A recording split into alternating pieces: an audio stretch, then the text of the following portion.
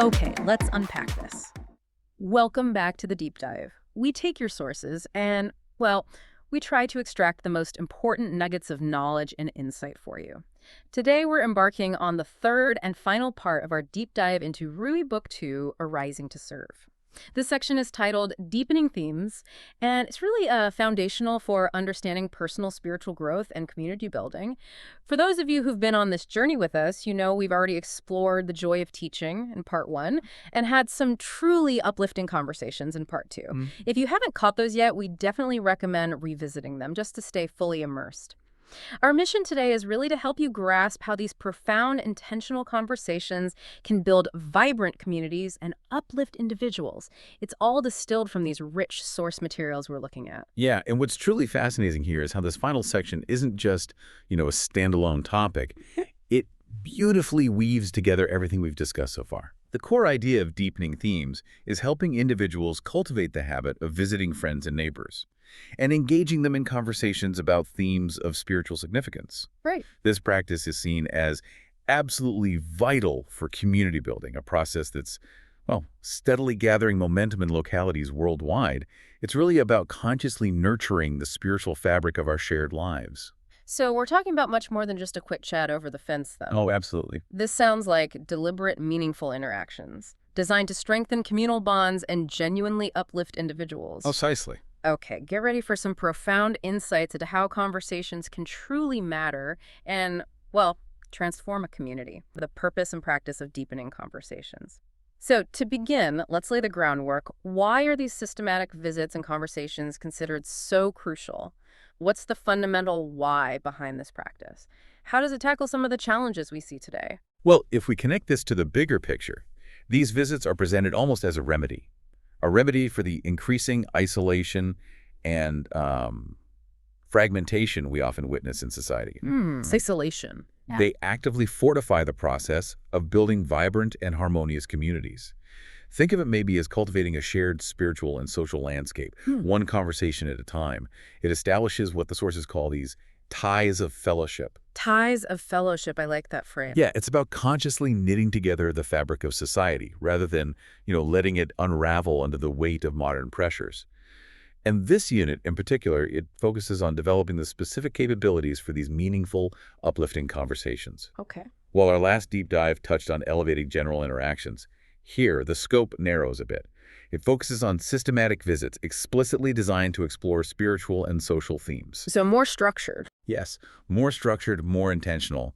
It isn't just casually sharing information. It's about fostering genuine connection that leads to those crucial ties of fellowship, which are just so essential for real community cohesion and, mutual support.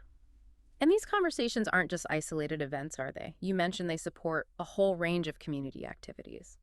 That's a great point because it highlights the practical, outward-looking nature of these conversations. The sources really emphasize that these systematic visits are foundational. They support a whole range of community activities springing up in villages and neighborhoods all over. Like what kind of activities? Well, we're talking about everything from regular devotional gatherings where people come together to pray, reflect on sacred texts, to spiritual education classes for children, which nurture the next generation's moral and spiritual development. They also strengthen things like junior youth groups, study circles where adults delve into spiritual texts together, and even youth campaigns focused on service to society. These conversations, they ensure a continuous flow of engagement and understanding around these core community activities. It makes them truly sustainable, truly vibrant. So it's not simply about deepening an individual's knowledge of, say, the Baha'i faith itself. It's also about the successful operation and expansion of these vital educational programs and community initiatives.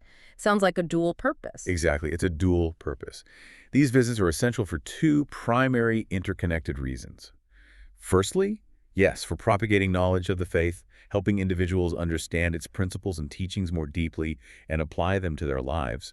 And secondly, they're indispensable for the successful unfoldment of educational programs like the children's classes and junior youth groups we mentioned. I mean, imagine trying to run a children's class effectively without regular, meaningful communication with the parents.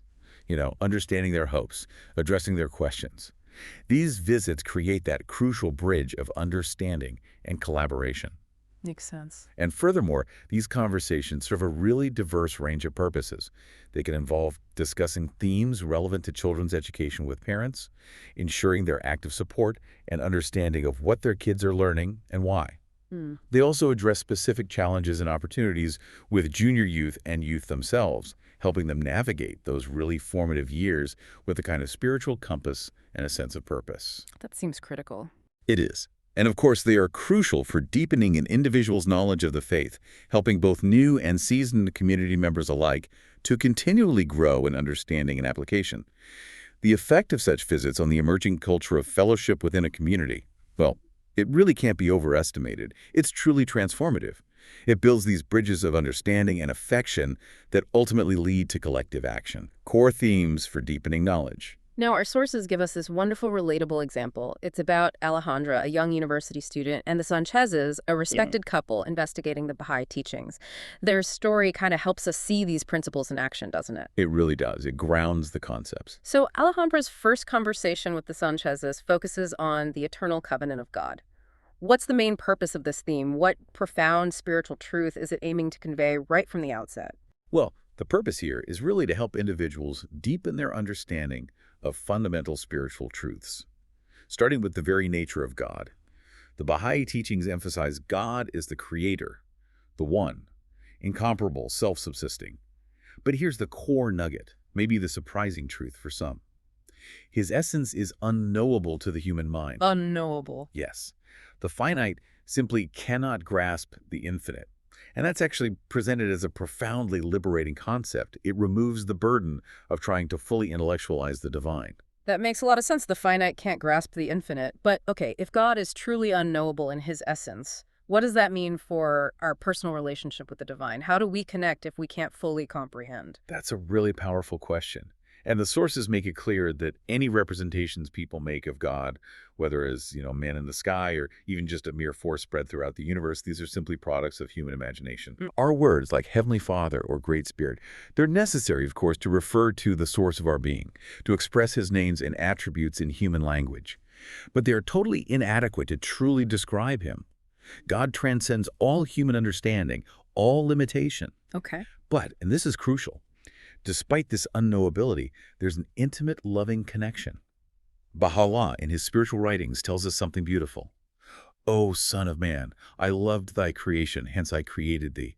Wherefore do thou love me, that I may name thy name and fill thy soul with the spirit of life. Wow. This passage reveals a profound truth. God's love for us is the very reason for our existence.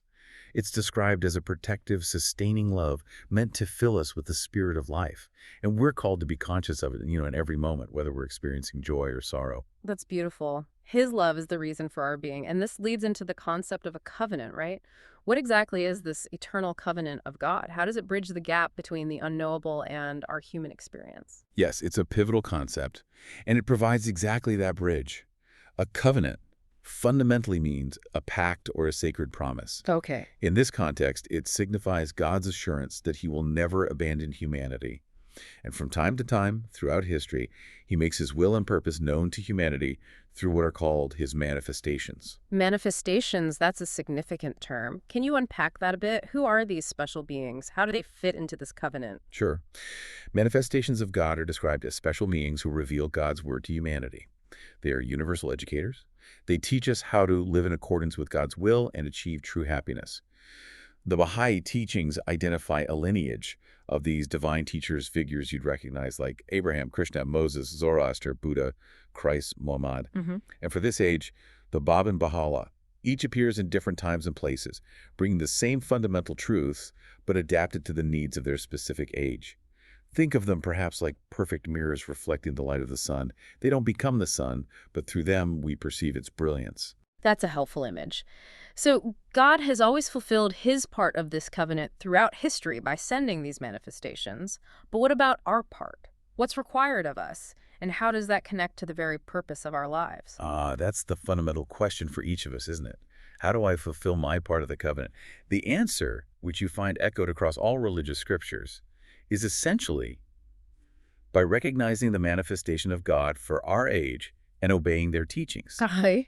And this points directly to the very purpose of our lives, which is stated quite simply in a Baha'i prayer, to know thee and to worship thee. To know and worship God. Yes.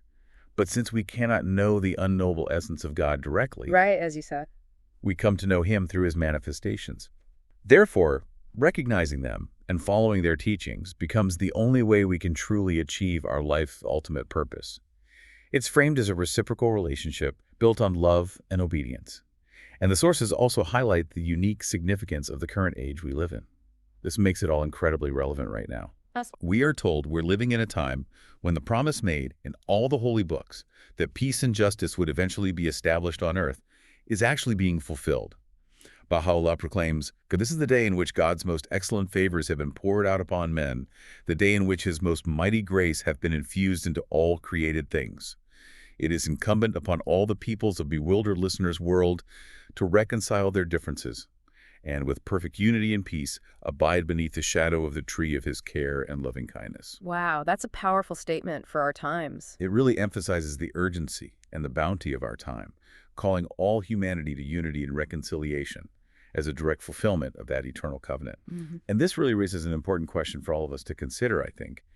If we can never know the essence of God, what does it truly mean that the purpose of our lives is to know him? And how does Baha'u'llah's call for reconciliation and unity connect with that purpose today? It suggests it's not about a direct intellectual comprehension of his essence, because that's impossible, but rather it's about recognizing his attributes reflected through his manifestations, striving to embody those attributes ourselves, and working towards the unity and justice that are expressions of his will for humanity. It's a journey of spiritual knowing through action and transformation, really. Hashtag B. Essential attitudes and qualities for visitors. After this profound first conversation, it becomes really clear it's not just what Alejandra shares with the Sanchezes, but how she shares it. The text gives us these incredible insights into her mindset, the crucial attitudes she cultivates before these important visits. It sounds like her inner state is just as important as the information itself. Oh, absolutely vital. Alejandra's approach is deeply rooted in building a strong, genuine bond of friendship. She consciously avoids any form of prejudice or, patronizing attitudes. That's key. Definitely. Despite her higher studies, her humility remains undiminished. She carries, the text says, nothing but genuine love and respect for the Sanchezes in her heart. And this isn't just a nicety. It's presented as a fundamental spiritual posture that opens doors to true connection. As she prepares for her visits, she envisions each one not as a one-off lecture to deliver, but as the beginning of an ongoing conversation, something that will unfold over many weeks. An ongoing process. Exactly.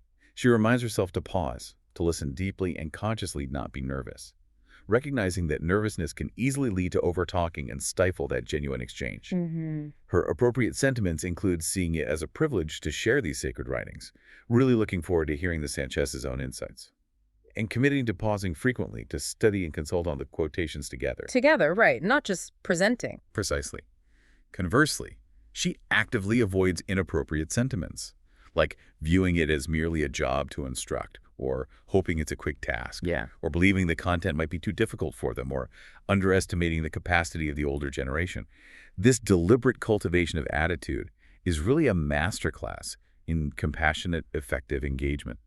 And it seems her humility is really the central key here. The text describes how her first visit goes well precisely because of her humility and warmth. Even when Mrs. Sanchez brings up a potentially sensitive question about Christ. But for many, humility can sometimes be misunderstood, maybe as weakness. What's the real power of this kind of spiritual humility that Alejandra embodied?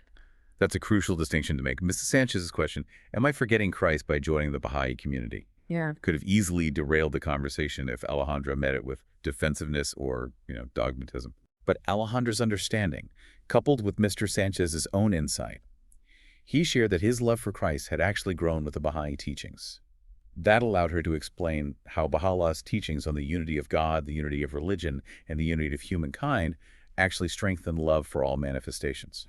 So enhances, not replaces. Exactly. That's the nugget. Embracing a broader truth doesn't diminish previous revelations, but rather enriches and confirms them. It shows this beautiful continuity.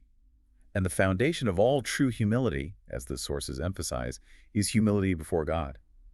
From that deep spiritual humility springs a genuine humility before his creatures. This is particularly vital when discussing God and his manifestations.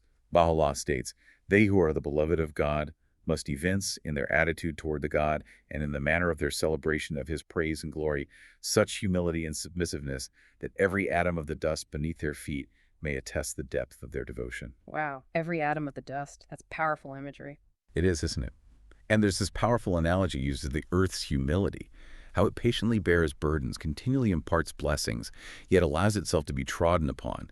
It serves as a profound model for how we should conduct ourselves. It's about being utterly selfless in our service and sharing, recognizing we are simply channels for divine grace. It's a reminder that genuine service flows from a place of deep reverence and self-abnegation, not from, a position of superiority. And this humility also extends to a prayerful attitude during these visits, doesn't it? How does prayer infuse these conversations? Precisely. Assuming a prayerful attitude during visits means consciously turning our thoughts frequently to God, asking for illumination for our own minds and hearts and for those of everyone present.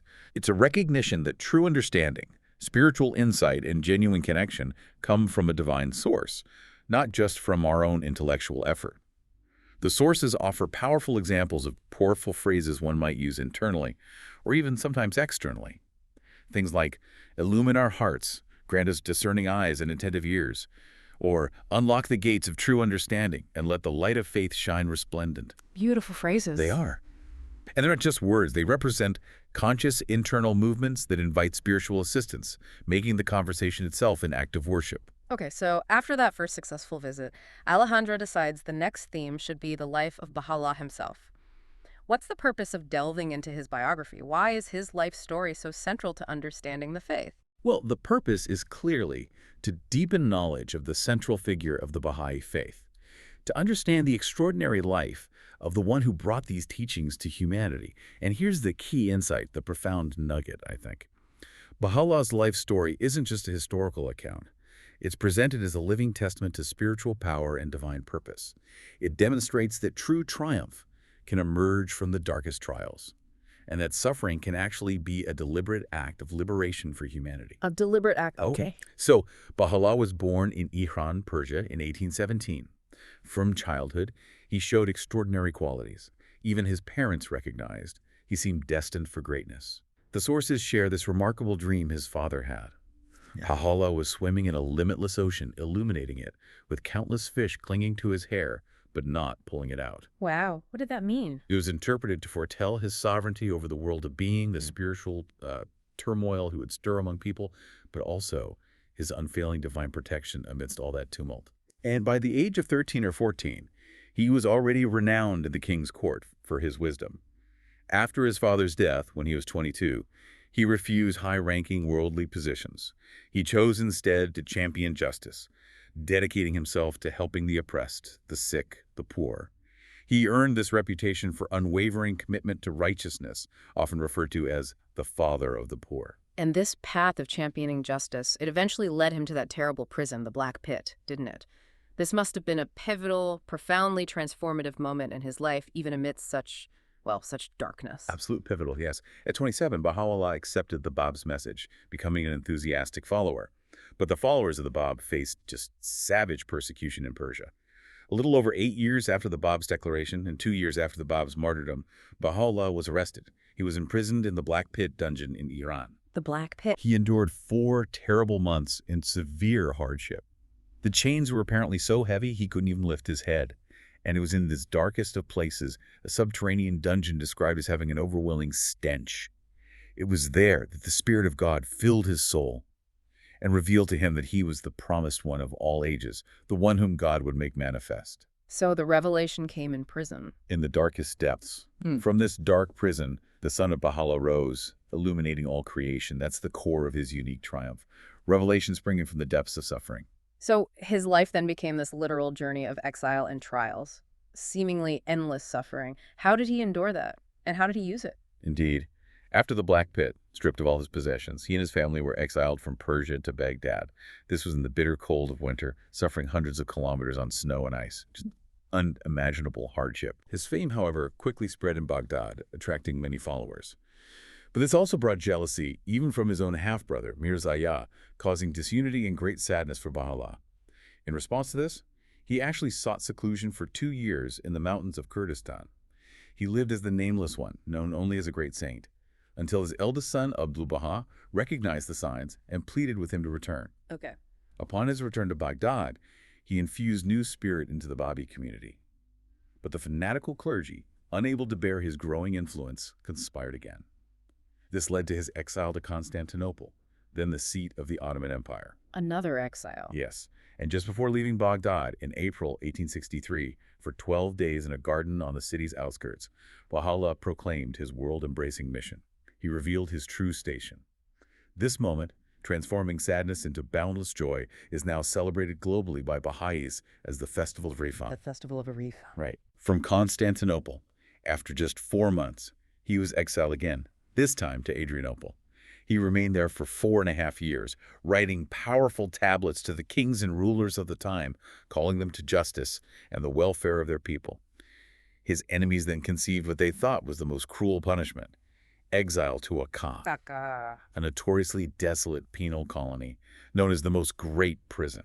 They hoped he would finally perish there. They really imagined they could stop God's plan. But despite all these immense hardships, all these efforts to silence him, his life ended in triumph, didn't it? It sounds like his spiritual power only grew through adversity. Absolutely. The hardships in Akka were immense. He lived in dire conditions, lacking basic comforts, surrounded by hostile enemies, and his companions suffered terribly alongside him. Yet gradually conditions changed. The inhabitants, even government officials, became convinced of the Baha'is' innocence. They were attracted by his wisdom, his love, his serene composure. After 9 years, he was finally released from the prison city itself. He eventually resided in the mansion at Baji, a more peaceful setting just outside Akka, where he passed away in 1892. His life, though steeped in suffering, is unequivocally a story of triumph over immense adversity. He raised the banner of universal peace and fellowship, and his message, though opposed by powerful forces, revived thousands and continues to spread, unifying humankind on a global scale. Which raises that important question again: if Bahá'u'lláh wasn't powerless before his enemies, then why did he accept to suffer so immensely? Right. Why endure all that? And the sources provide a profound answer, which I think is the ultimate nugget of his life story. It was a willing acceptance, a divine sacrifice. Baha'u'lláh himself states, "The ancient beauty hath consented to be bound with chains, that mankind may be released from its bondage, Wow. and hath accepted to be made a prisoner within this most mighty stronghold, that the whole world may attain unto true liberty. He hath drained to its dregs the cup of sorrow, that all the peoples of the earth may attain unto abiding joy and be filled with gladness." So, he chose it for us. Yes, his life, though filled with suffering, is presented unequivocally as one of triumph, not helpless victimhood. He endured it all for the spiritual freedom and joy of humanity, setting this incredible example of selfless love. Okay, moving forward, Alejandro's next conversation explores the unique and pivotal role of Baha'u'llah's eldest son, Abdu'l-Bahá. What's the purpose of understanding his station, especially right after learning about Baha'u'lláh? The purpose is really to understand the unique and, well, pivotal role of Abdu'l-Bahá. He holds a truly singular station in religious history. There's really no personage quite like him in previous religions. And here's the key insight. Abdu'l-Bahá represents the perfect embodiment of Baha'u'llah's teachings in human form. The perfect embodiment. Yes. And his life was dedicated to ensuring the unity and continuation of the Baha'i faith after Baha'u'llah's passing. He recognized Baha'u'llah's divine station even as a child, and he shared profoundly in his father's exiles and sufferings. Baha'u'lláh, in what's described as a boundless bounty to humanity, explicitly left the Baha'i community under Abdu'l-Bahá's care and protection. He affirmed that through Abdu'l-Bahá's knowledge and wisdom, the world will be guided and illumined. When we study Abdu'l-Bahá's life and his utterances, 3 key aspects of his station become really evident. First, he is the center of Baha'u'llah's covenant. Center of the covenant, okay. This is crucial for unity. Baha'u'lláh made a covenant, a promise, with his followers, directing them to turn their hearts to this center, Abdu'l-Bahá, to ensure loyalty and prevent division. After Abdu'l-Bahá's passing, he in turn named Shoghi Effendi, the guardian, as the center to which all should turn.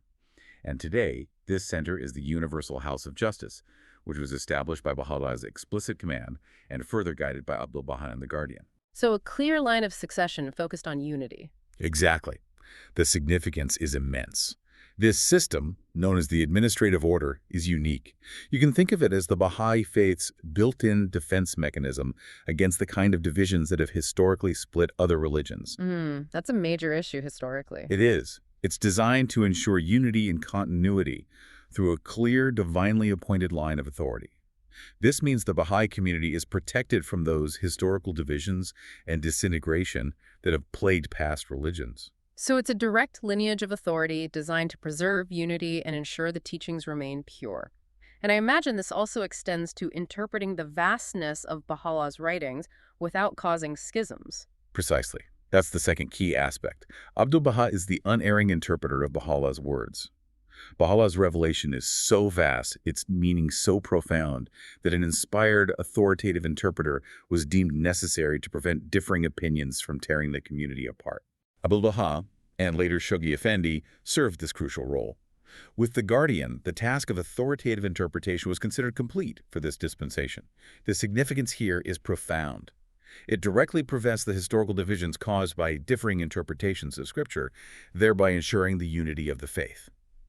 When uncertainty about Baha'u'llah's words arises, Baha'is turn to these established interpretations, and if needed, to the Universal House of Justice for clarification. It leaves no room for conflict over meaning. Okay, center of the covenant, unerring interpreter. What's the third aspect? The third is that Abdu'l-Bahá is the perfect exemplar of his father's teachings. The perfect example. Yes. While we, as human beings, can never hope to reach his degree of perfection, his life serves as the ultimate model for us to strive towards. When we read about qualities like love, kindness, purity, justice, rectitude, joy, generosity in the writings, we can turn to his life and see exactly how he manifested these qualities to the utmost perfection in his daily actions. He made the abstract principles tangible through his existence, demonstrating what a truly spiritually transformed human being can actually be. His name itself, Abdu'l-Bahá, means the servant of Baha. That seems really significant. It sounds like his defining characteristic above all titles, signifying a profound humility despite his elevated station. It truly is. His name means the servant of Baha, and this was the title he preferred above all others. It embodied his core reality, the purpose of his life. He famously stated, "My name is Abdu'l-Bahá. My qualification is Abdu'l-Bahá. My reality is Abdu'l-Bahá. My praise is Abdu'l-Bahá. Thraldom to the blessed perfection is my glorious and refulgent diadem, and servitude to all the human race my perpetual religion." Wow. That gives us such a powerful sense of the spiritual lineage and leadership within the Baha'i faith. It's a vision really designed to prevent the very conflicts that have plagued past religions, ensuring the preservation of the teachings and the unity of the community. #tag3, cultivating community unity in action. Okay, so having explored these really profound spiritual foundations, the covenant, the manifestations, the exemplar, Alejandra realizes the next logical step with the Sanchez's. It's discussing how to translate these beliefs into a living, unified community. That's the ultimate application, isn't it? How do these deep spiritual truths become the blueprint for everyday life and collective action? Indeed. It's the critical bridge from individual belief to collective action. Alejandra's insight is spot on. Understanding the purpose of the faith, which is fundamentally to unite people, naturally leads to exploring how to build and maintain a unified community in practice. This theme moves beyond personal conviction into the practical dynamics of group life. It offers clear guidance on how to avoid the pitfalls of division and foster genuine, lasting unity. So, what are the core principles for achieving and sustaining this unity, both in action and thought, within the community? This sounds like a powerful blueprint for harmony that really any group could learn from, not just a specific faith community. It is, truly. The sources lay out 8 crucial principles, each supported by profound statements from the Baha'i writings. They offer very practical wisdom for any collective endeavor. First, and maybe most fundamentally, is avoiding strife and contention. Baha'u'lláh states, "Nothing whatever can, in this day, inflict a greater harm upon this cause than dissension and strife, contention, estrangement, and apathy among the loved ones of God. Flee them through the power of God and his sovereign aid, and strive you to knit together the hearts of men." Knit together the hearts. So the nugget here is that internal disunity isn't just a nuisance, it's seen as the greatest, most destructive threat. Exactly. The greatest threat to any collective progress or noble cause. So if strife is the enemy, what's the antidote? It must be love, I guess, but specifically a certain kind of love, one that can overcome human imperfections. Precisely. The second principle is cultivating love for everyone for God's sake. Abdu'l-Bahá counsels. Be in perfect unity. Never become angry with one another. Love the creatures for the sake of God and not for themselves. Not for themselves, okay. You will never become angry or impatient if you love them for the sake of God. Humanity is not perfect. But if you look toward God, you will love them and be kind to them. For the world of God is the world of perfection and complete mercy. So it means seeing beyond individual imperfections or momentary flaws, looking towards the divine spark within each person. Recognizing our love is rooted in something higher than just personal preference or attraction. Third, if negative thoughts or tensions do arise, which they inevitably will, Right, human nature. we must consciously oppose negative thoughts with stronger positive thoughts. Abdu'l-Bahá charges us. When a thought of war comes, oppose it by a stronger thought of peace. A thought of hatred must be destroyed by a more powerful thought of love. This calls for active mental and spiritual discipline, transforming potentially destructive impulses into constructive ones. It's about consciously choosing a higher path for our minds. It sounds like a kind of spiritual martial art, actively countering negativity with an even stronger force of positivity. And if passions still overtake us or disagreements surface, what then? How do we handle that? The fourth principle is overlooking faults for Baha'u'llah's sake. If differences arise, Baha'u'lláh says, "Behold, me standing before your face, and overlook the faults of one another for my name's sake, and as a token of your love for my manifest and resplendent cause." Wow, that's a powerful appeal. It is. It asks us to transcend personal grievances and petty disagreements out of a deeper devotion to the greater cause, recognizing the spiritual significance of preserving unity above our own feelings. Fifth, and closely related, is the essential spiritual discipline against backbiting and criticism. This is identified as a most effective measure against disunity. Backbiting, yeah, that's corrosive. Extremely. We're encouraged to focus on praiseworthy qualities and to totally abstain from backbiting, speaking ill of others, especially behind their back. Love, the sources tell us, helps us see with a sin-covering eye. A sin-covering eye. Yes, Abdu'l-Bahá states, "The imperfect eye beholds imperfections. The eye that covers faults looks toward the Creator of souls." And Baha'u'lláh further warns, "O companion of my throne, hear no evil and see no evil. Speak no evil, that thou mayest not hear it spoken unto thee, and magnify not the faults of others, that thine own faults may not appear great." Ouch, that hits home. It does. And he adds, "If the fire of self overcome you, remember your own faults, and not the faults of my creatures, inasmuch as every one of you knoweth his own self better than he knoweth others." This is a deep call to radical self-awareness and self-correction, rather than outward judgment. So unity isn't just about avoiding negativity or thinking positively.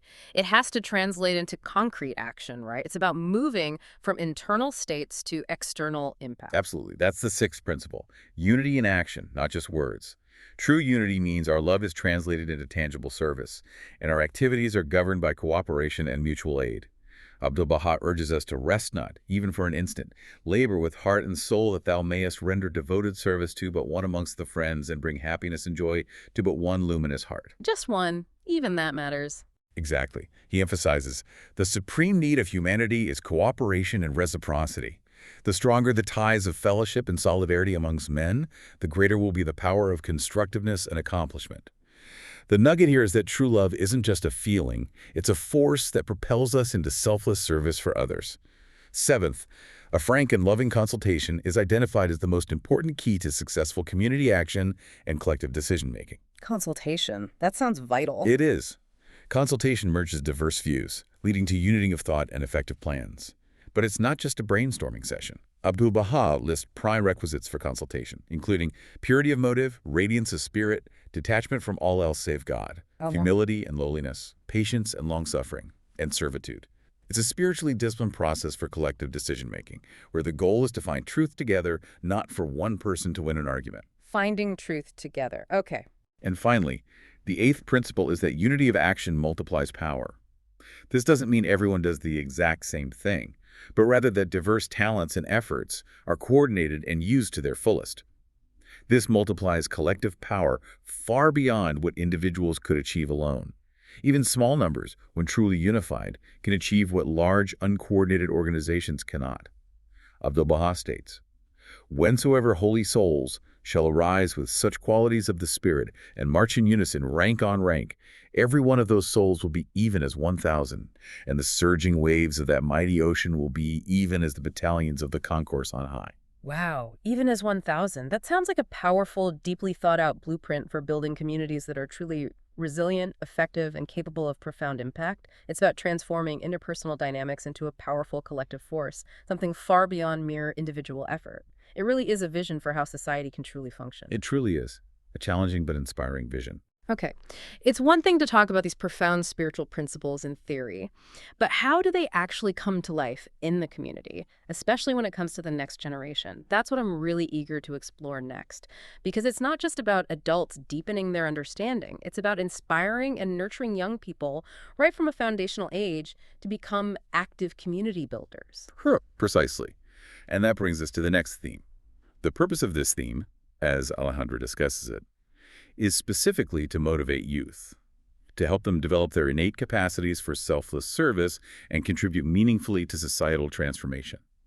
It's a conversation designed to tap into their inherent desire to make a difference in the world. So why is a conversation of substance with youth so important? Why not just, invite them to courses or tell them what to do?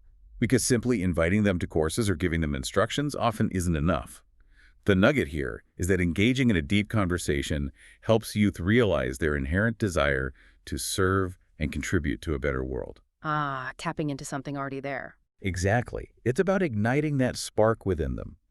Youth, who are often stereotyped as carefree or maybe self-absorbed, are, in reality, often deeply concerned with humanity's plight. They yearn for real change. This conversation allows them to connect their personal aspirations and their energy with a larger, meaningful purpose. The sources highlight this twofold purpose for youth. Twofold purpose. Yes. First, to take charge of their own intellectual and spiritual growth. And second, to contribute to the transformation of society. And these two aspects are deeply interconnected, mutually reinforcing. How so? As individuals develop their capabilities, their knowledge, their skills, their spiritual qualities, they are better able to serve others. And in the very act of helping one another, they grow personally and strengthen their own qualities. It's a continuous symbiotic relationship. So this path of service isn't just an added burden, something extra they have to fit into their already busy lives. It actually brings meaning to everything else they do. Exactly. That's how it's presented. Walking the path of service isn't an added burden, but actually brings meaning to everything in life. Their education, their future aspirations, their family well-being, their friendships. It provides a clear moral compass and helps prevent youthful energies from dissipating on trivial or ultimately unfulfilling pursuits. It's described as a journey taken alongside friends and mentors, which itself generates immense joy, meaning, and what are called divine confirmations. It makes life richer, more purposeful. In navigating the many influences around them, youth are encouraged to consciously align themselves with forces of knowledge, justice, and love, and to actively resist the pervasive currents of materialism and self-centeredness. That's a big challenge today. It is. They are urged to strive for excellence in all their endeavors and to trust in divine confirmation, believing that their efforts for good will be supported by a higher power. This calls for a conscious and disciplined approach to life, making deliberate choices about what they dedicate their precious time and energy to. And this holistic progress means both material and spiritual progress, hand in hand. It sounds like one cannot truly flourish without the other. Precisely. The Baha'i teachings strongly emphasize that material and spiritual progress must go hand in hand for the true betterment of the world. Abdu'l-Bahá illustrates this beautifully. Material civilization is like unto the lamp, while spiritual civilization is the light in that lamp. Ah, the light in the lamp. If the material and spiritual civilization become united, then we will have the light and the lamp together, and the outcome will be perfect. One cannot truly flourish, nor can we create a truly just, prosperous society without both aspects working together. It's a very holistic vision of progress. To achieve this, youth are actively encouraged to develop habits of harmonious interaction and collaboration. Like what kind of habits? Well, things like accompanying one another on their spiritual journeys, accepting contributions from diverse perspectives, encouraging and supporting each other's growth, deliberately seeing strengths rather than focusing on weaknesses. That's important. Seeking and giving advice freely, and genuinely rejoicing in each other's accomplishments. Not competing, but celebrating. They're encouraged to act, reflect, consult, and study together, understanding that collective wisdom and effort are far more powerful than just individual striving. Collaboration among individuals, families, organizations is presented as key to community progress. Building a shared vision and purpose, and consciously leaving conflict and self-interest behind. And how does the Ruhi Institute process, which we've been discussing throughout this series, act as a catalyst for all this, especially for these young people? The Ruhi Institute process is designed specifically for this purpose. Institutions of Learning the Institutes offer a sequenced series of courses designed to strengthen capacities for service. Study provides spiritual insights and practical skills, allowing individuals to gradually advance in the complexity of service they can undertake. They are accompanied by experienced individuals who have walked this path before them, and then in time, they learn to accompany others who have less experience. It creates this continuous cycle of learning and service. Mentorship is built in. A cycle of learning and service. Yes, and from the very beginning, participants are seen not as passive recipients of knowledge, but as protagonists. Protagonists. Yes, a protagonist is defined here as someone with the will to act thoughtfully, to persevere through challenges, and to apply knowledge at every step. They are active contributors who exercise creative and disciplined initiative, constantly learning and refining their service. The Institute courses enhance this capacity, preparing them to be powerful agents of change in their communities. Okay, let's move to an even younger age group now. The sources discuss the Spiritual Empowerment Program for junior youth. What's the purpose of this program? It's specifically designed for those aged 12-15, right? And how does it challenge those common, often negative misconceptions about this age group? Exactly. The purpose is to introduce and discuss this specialized program with families, helping them understand its transformative potential for their preteen and early teen children. It targets that crucial transitional period, 12 to 15, when young people are no longer children but not yet fully youth. And the nugget here, I think, is that this program actively challenges the erroneous, often problematic image of junior youth. Impulsive, rebellious, self-absorbed, which is sadly widespread in society. Yeah, you hear that a lot. You do. Instead, the Baha'i view sees this as an age of immense potential and promise. It's characterized by natural altruism, an acute sense of justice, a genuine eagerness to learn about the universe, and a deep, often unspoken desire to contribute to the construction of a better world. That's a very different perspective. It is. While temporary developmental behavior shifts between courage and timidity, or sociability and shyness are acknowledged, the program focuses on the rapid development of their mental powers. Their ability to seek answers to fundamental questions, to analyze, to question what they've been taught, moving beyond just rote learning. As Abdu'l-Bahá states, their faculties of observation are broadened and deepened, their intelligent capacities are trained and awakened. And the Universal House of Justice confirms this, emphasizing the Baha'i community's focus on the junior youth's altruism and desire to contribute, moving decidedly in the opposite direction of those global trends that often view them as problematic. That's a powerful and really refreshing reframing of a critical age. So what are the key features of this spiritual empowerment program? How does it actually work on the ground to empower these young individuals? It's designed to be deeply engaging and truly empowering. One core feature is the formation of junior youth groups. Young people in this age range really yearn to belong, and these groups provide a safe space where friends can share thoughts, work on projects together, play sports, and basically grow together. Okay, a supportive peer group. Exactly. Each group is guided by an animator, who is often an older youth themselves. They act as a true friend and mentor, assisting the members in developing their capacities and channeling their energies positively. These groups hold regular meetings. These provide a safe space for junior youth to explore concepts and express ideas without fear of censorship or ridicule. That's crucial at that age. Absolutely. They are actively encouraged to listen deeply, speak thoughtfully, reflect on what they're learning, analyze information, make decisions collectively, and then act on those decisions. This builds critical thinking, agency, and a sense of collective responsibility. Animators also play a crucial role in helping junior youth combat the many negative forces in society, not just to protect themselves from moral decay, but to inspire them to work for world betterment, to see themselves as agents of positive change. Agents of change? Yes. The program specifically seeks to nurture powers inherent in the human soul, especially the powers of thought and expression, which rapidly develop during early adolescence. Junior youth are guided to develop the language needed both to express profound ideas about the world and to articulate how they want to see it change. Giving them the tools to articulate. Precisely. They're eager to reflect on concepts fundamental to a purposeful, lifelike happiness, hope, excellence, gaining a deep understanding that helps them build sound moral structures and resist negative societal forces. This approach, by focusing on underlying concepts rather than just memorizing information, invariably improves their school performance too, by strengthening their cognitive abilities. Interesting connection. And another crucial aim is enhancing spiritual perception, the ability to see with the eye of the spirit, recognizing spiritual forces and principles at work in daily life. The program achieves these aims using a series of texts consisting of simple stories, engaging discussions, and practical exercises. It also incorporates sports, arts, and crafts, ensuring a holistic development of mind, body, and spirit. Holistic. And a major component is service projects. Junior youth learn about community needs, practice consultation, and engage in collaboration, applying their learning to real-world challenges right there in their neighborhoods. The diverse tech themes covering things like confirmation, hope, excellence, joy, the power of the word, even mathematical concepts, and health ensure a well-rounded spiritual and intellectual development. #C.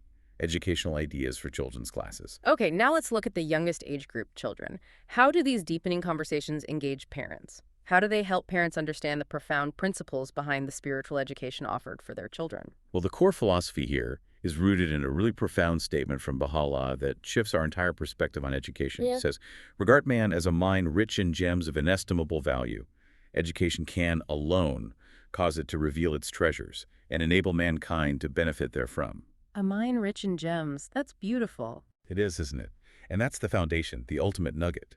It means every child is not seen as an empty vessel to be filled, but as a mine full of priceless gems, possessing immense potential for heavenly qualities, unique talents, and the capacity to become a valuable member of society. This perspective completely reframes the purpose of education, moving it from mere information transfer to a process of spiritual and intellectual discovery, unearthing the gems. Unearthing the gems. I like that. So, education, then, strives to reveal these gems by developing powers of the mind, like the ability to discover natural laws, produce beautiful art, or express noble thoughts and ideas. But for this to happen effectively, children need to develop certain foundational attributes at a very early age. Like what? Things like attention, hard work, focus, genuine concern for others, and a desire to serve. This emphasizes the critical importance of character development right from the youngest age. It forms the bedrock for all other learning and future contributions to society. So it's not just about academics or memorizing facts. It's fundamentally about nurturing the child's soul and character, ensuring they grow into well-rounded, compassionate individuals. Exactly. The focus is deeply on spiritual qualities. These are seen as fundamental attributes belonging to the soul itself. They're developed by, as the metaphor goes, polishing the mirror of our heart, so it can reflect God's attributes like love, truthfulness, justice, generosity. Polishing the mirror. Yes. The lessons for grade 1 children's classes, for example, largely center on these qualities, making them tangible and understandable for young minds. The sources provide beautiful examples of these spiritual qualities, often paired with memorable quotes for children to internalize and hopefully live by. Can you give an example? Sure. For love, O friend, in the garden of thy heart, plant naught but the rose of love. Or for justice, tread ye the path of justice, for this, verily, is the straight path. Other powerful examples include truthfulness. Truthfulness is the foundation of all human virtues. And joy. O Son of Man, rejoice in the gladness of thine heart, that thou mayest be worthy to meet me and to mirror forth my beauty. These are profound concepts for young children. They are, but presented in ways they can grasp. This really highlights the deeply spiritual and holistic approach to education, recognizing the innate potential and divine purpose in every child and nurturing it from the earliest age, preparing them not just for a successful life in a material sense, but for a life of profound purpose, service, and spiritual fulfillment. It's really about raising global citizens, #TAG-V pillars of practical community life. And if we connect all this to the bigger picture again, these deepening conversations also naturally lead people towards understanding and participating in the fundamental institutions that sustain a thriving community. Ah, the practical structures. Exactly. It's about translating those spiritual principles into the concrete structures and rhythms of community life, moving from abstract ideas to practical lived experience. Okay, let's talk about one of those key structures, Right. the 19-day feast. What's the purpose and profound significance of this central Baha'i community gathering? How does it actually function as an engine for unity and progress? Well, the purpose is to understand the significance and function of the 19-day feast, which is the central Baha'i community gathering. It happens every 19 days, according to the Baha'i calendar. Now, Baha'i communities hold various gatherings for prayer, study, celebration, consultation, service, and Bahá'u'lláh makes this powerful promise about these gatherings. By my life and my cause, round about whatever dwelling the friends of God may enter, and from which their cry shall rise as they praise and glorify the Lord, shall circle the souls of true believers and all the favored angels. Wow, that underscores a real spiritual significance. It really does. It highlights the divine confirmations that attend these collective acts of worship and fellowship. Listening to the word of God in these gatherings is said to bring joy to hearts and strengthen unity. Baha'u'lláh exhorts the friends, quote, to gather together in meetings and therein to speak wisely and with eloquence, and to read the verses of God, for it is God's words that kindle love's fire and set it ablaze. And Abdu'l-Bahá adds that holding gatherings to recite and chant heavenly teachings can illumine a whole country, transforming it into a delectable paradise, as he put it. So it really sets the spiritual tone for the community. But the 19-day feast itself, it's described as a unique institution, isn't it? It sounds like more than just a regular religious service. It is, very much so. As mentioned, the Baha'i calendar has 19 months of 19 days each, and Baha'is are enjoined by Baha'u'lláh to gather once a month or once every Baha'i month for this feast. He states, verily, it is enjoined upon you to offer a feast once in every month, though only water be served. For God hath purposed to bind hearts together, albeit through both earthly and heavenly means. Though only water be served. That's telling. It is. It emphasizes that the spiritual purpose, unity, fellowship, is paramount over any material extravagance. It makes it accessible to absolutely everyone, regardless of means. And the 19-day feast uniquely consists of 3 essential parts. Each is equally important, contributing to the overall spiritual and administrative health of the community. And here's the key nugget. It integrates spiritual worship, community governance, and social fellowship into one cohesive whole. 3 parts integrated. Okay. Yes. The first part is the devotional segment. This is where prayers are recited and passages from the sacred writings are read. It's considered an act of worship that quickens the heart and draws down spiritual blessings. Abdu'l-Bahá underscores this, stating, it is truly accounted among such gatherings as are held to worship and glorify God. It's about nourishing the soul collectively. The second part is the administrative segment. Administrative, how does that work? During this part, the friends consult openly and lovingly on community affairs. They hear reports on Baha'i activities, both locally and worldwide. They discuss guidance received from the Universal House of Justice, and importantly, they offer suggestions to their local governing institutions, the local spiritual assembly. This part is crucial because it ensures every individual has a voice and participates actively in the affairs of the worldwide community. It fosters a sense of shared responsibility and collective governance. It's really a form of grassroots spiritual democracy. Grassroots spiritual democracy. Interesting. And the third part? And the third is the social segment. This is a dedicated time for comradeship and hospitality. Often includes communal meals or refreshments, maybe music, uplifting talks, presentations by children, perhaps. It's a space for joyful interaction, reflecting a dignified and vibrant community culture. This part builds personal bonds, reinforces the spirit of fellowship, and allows individual relationships to deepen, which in turn strengthens the administrative and devotional aspects. They all feed into each other. It's fascinating how such a seemingly simple monthly gathering is actually this highly structured and spiritual engine for unity and progress. Integrating these 3 distinct elements into one holistic community experience, it really does sound like a formula for thriving. Yes, and its significance in the administrative order, that system designed by Baha'u'lláh to administer his faith and safeguard its unity, really can't be overstated. The feast integrates the spiritual, administrative, and social aspects of community life right at the base of society. The success of the feast depends critically on maintaining the right balance among these 3 components. The Universal House of Justice, stated back in 1989, the 19-day feast embraces all these aspects at the very base of society, functioning in the village, the town, the city. It is an institution of which all the people of Baha are members. It is intended to promote unity, ensure progress, and foster joy. Unity, progress, and joy. Powerful aims. Indeed. And such an important event requires careful preparation and active, heartfelt participation from each individual. Spiritual preparation through prayer and reflection beforehand is key. During the feast itself, everyone is encouraged to participate with heart and mind, whether they're reading, listening intently, giving reports, or simply partaking in the hospitality and conversation. The Universal House of Justice emphasizes things like important aspects of the preparation of the feast include the proper selection of readings, the assignment in advance of good readers, and a sense of decorum. Decorum, okay. Attention to the environment. Punctuality is also a measure of good preparation. It's taken seriously, but with a spirit of joy, and Abdu'l-Bahá's advice sums it up. Give ye great weight to the 19-day gatherings, that on these occasions the beloved of the Lord may turn their faces toward the kingdom, chant the communes, beseech God's help, become joyfully enamored each of the other, and grow in purity and holiness. It's a comprehensive approach to fostering a vibrant and purposeful community, truly a pulsating heart for the life of the faith. Okay, the second practical pillar of community life discussed in the sources is financial resources, specifically the Baha'i Fund. What are the unique principles governing the financial support of the Baha'i community, and how does this reflect a different philosophy of wealth? Right. The Baha'i Fund is the instrument for meeting the community's material needs. It's administered by institutions at local, national, continental, and international levels. And here's the central nugget, the really distinctive principle. A core tenet is self-sufficiency, Self-sufficiency, meaning? meaning that the Baha'is themselves shoulder the expenses of promoting their faith and running its affairs. Therefore, contributions are received only from members of the Baha'i community. Only from members. That's a crucial distinction. It is. It's quite different from many other religious or charitable organizations.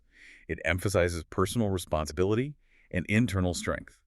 Contributions are also entirely voluntary and confidential. Voluntary and confidential. Yes, it's considered a private spiritual matter between the individual and the institutions. Names and amounts are never announced publicly. This ensures no pressure is placed on members, safeguarding the purity of motive. Institutions make general appeals, they highlight the fund's importance and its requirements, and a community might even consult and set a collective contribution goal for itself. But specific amounts are never fixed for individuals. It's left entirely to each person to decide how much to give, based on their own understanding of the spiritual principles involved and their personal capacity. This sounds very different from a typical fundraising model, and the emphasis on confidentiality is really striking. It seems to be tied into a broader Baha'i philosophy of wealth that goes beyond simple accumulation. It absolutely is. The aim is to build a materially and spiritually prosperous civilization. Wealth itself is acceptable, even commendable, but under very specific ethical conditions. What conditions? Well, the core idea is that wealth must be acquired through honest, lawful work. And crucially, it must be spent for the good of humanity. The Baha'i teachings emphasize that the entire community must be uplifted. Extreme riches for a few, while the majority are in want, is considered unacceptable. Uplifting the whole community. Yes. Baha'u'lláh states, "The best of men are they that earn a livelihood by their calling and spend upon themselves and upon their kindred for the love of God, the Lord of all worlds." He also stresses that it is incumbent on everyone to engage in crafts and professions, for therein lies the secret of wealth, O men of understanding. Work is highly valued, and Abdu'l-Bahá clarifies further, wealth is most commendable provided the entire population is wealthy. If, however, a few have inordinate riches while the rest are impoverished, then it is only a liability to its possessor. A liability, wow. The nugget is that wealth, in this view, is a tool for universal upliftment, not just personal gain or hoarding. This naturally leads to the principle of generosity as a spiritual quality, independent of material circumstances. Building a just society requires cultivating generosity and a spirit of giving. Even if one's financial resources are meager, contributing something is considered important. Because true prosperity, the sources explain, comes through the act of giving, not just receiving. Prosperity through giving. Yes, generosity is seen as a quality of the human soul itself, a virtue to be cultivated regardless of how much or little one has. Baha'u'lláh, in the Hidden Word, says, "To give and to be generous are attributes of mine. Well is it with him that adorneth himself with my virtues." And underpinning all of this is the understanding that God is the true source of all wealth. The ultimate source. He is the all-bountiful provider of our means. Therefore, contributing to the fund is not seen as simply giving away our money, but rather as spending a portion of what God has already given us for His cause and for the betterment of the world. For Baha'is, it's framed not just as a financial transaction, but as a profound spiritual bounty and a great individual responsibility.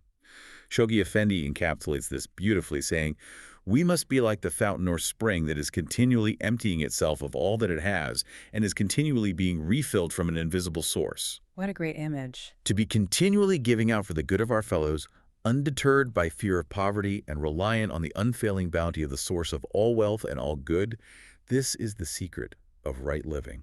That highlights a profoundly different relationship with material resources, doesn't it? It really does. See them as flowing from a divine source and intended for the upliftment and benefit of all humanity.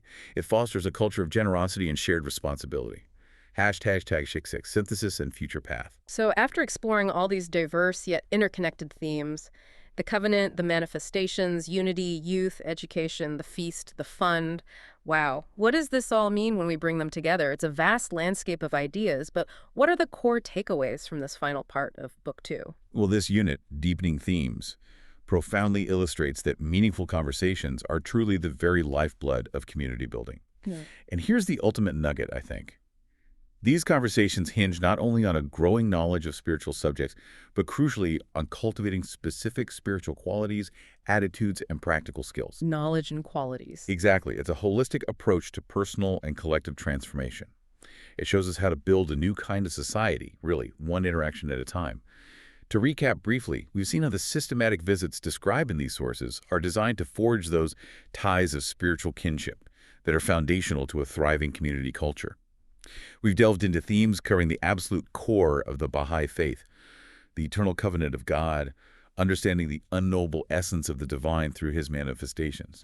The lives of these manifestations, especially Bahá'u'lláh, who endured immense suffering willingly as that profound sacrifice for humanity's freedom, and the unique station of Abdu'l-Bahá as the center of the covenant, the unerring interpreter, and the perfect exemplar, ensuring unity and continuity. Right. We've also examined the transformative power of unity and the critical importance of engaging youth in the path of service, recognizing their inherent potential to contribute to a better world. Furthermore, we explored the foundational educational programs for junior youth and children, viewing every child as that mind-rich in gems of untold potential. The mind rich in gems, yes. And finally, we've looked at the practical structures that sustain this community. The purposeful gatherings of the 19-day feast, integrating worship, administration, and fellowship, and the principles governing the Baha'i Fund, emphasizing voluntary, confidential giving, rooted in that philosophy of wealth as a tool for universal upliftment. It's clear that these texts offer a blueprint, not just for spiritual understanding, but for actively participating in the construction of a new kind of society. One conversation, one visit, one act of service at a time. The richness here truly invites deep reflection and, well, personal action. It demonstrates the profound power of intentional community building. And that brings us to the end of our deep dive into Deepening Themes, the final section of Ruhi Book 2, A Rising to Serve. It's been a truly comprehensive exploration of how profound conversations can build profound communities and what it means to genuinely serve humanity. If this deep dive resonated with you, if you maybe had an aha moment, or if you simply appreciated gaining knowledge quickly but thoroughly, please consider subscribing to the deep dive. Leave us a comment, share this deep dive with someone who you think would appreciate this kind of in-depth exploration. We also want to give a special thank you to our amazing subscribers who have joined our memberships. Your support really helps us continue to bring you this kind of carefully curated and deeply analyzed content.